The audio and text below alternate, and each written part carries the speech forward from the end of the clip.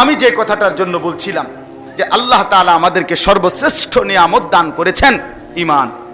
মনে আসেনি যে কথাটা? ঈমান, আল্লাহর সাথে বাঁধন, লা ইলাহা ইল্লাল্লাহর বন্ধন।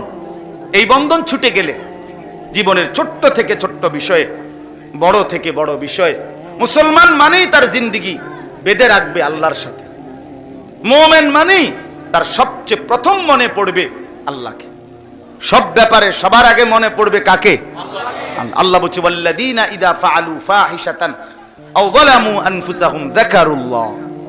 আল্লাহ বলছে বান্দা, যত মারাত্মক গুনাহ করে রাখো, যত ভয়ানক গুনাহ হোক তোমার দ্বারা, একেবারে জুলুম করে ফেলছো, তবুও তোমার প্রথম দায়িত্ব যাকারুল্লাহ, আমি আল্লাহকে স্মরণ করা।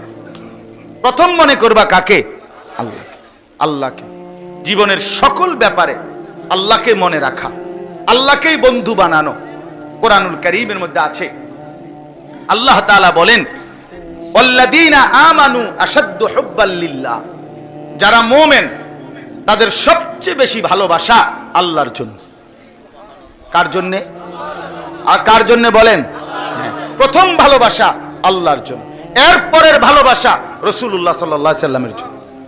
প্রথম ভালোবাসা কার জন্য? মুমিনের। আল্লাহ কোরআনের আয়াত একেবারে স্পষ্ট আয়াত, এনে কোনো লুকোচুরির কিছু নাই। ও আমরা একরকম কই, আরেক রকম, আরেক হুজুরে আরেক রকম, না না, আসলে বাপ বিশ্বাস করেন এনে কোনো ঘুরে গেড়াই কিছু বলি নাই। আমি এমনও ফেসাইলা কথা কই না, কথা বুঝছেন না?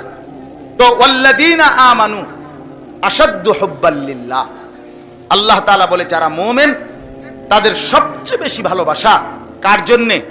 আল্লাহ। কোরআনুল কারীমের মধ্যে আছে, আল্লাহ বলেন আমি এমন জাতি চাই, আমার বান্দা এমন হোক, আমি চাই ইউহিব্বুহুম ওয়া ইউহিব্বুনা, তারাও আমাকে ভালোবাসবে, আমিও তাদেরকে ভালোবাসবো।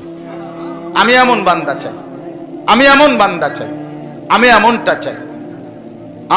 কোরআনুল কারীমের মধ্যে আছে, বান্দা যখন অবস্থা এমন হয় যে আল্লাহকে ভালোবাসতে বাসতে আল্লাহও বান্দার উপরে খুশি হয়, বান্দাও আল্লাহর উপরে খুশি হয়।